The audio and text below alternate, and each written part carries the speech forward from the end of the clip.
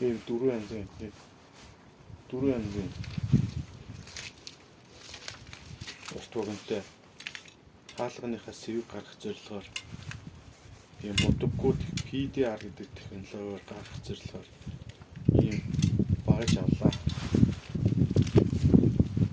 Эрдзэнэн ийм иштэй толгоонууд нь ийм өөг мүлгөр энэ ганцаараа шаригэн толгойтой юм.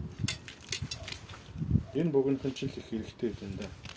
Цоошны нөхөр нь оруулаад ингэх санаал биш.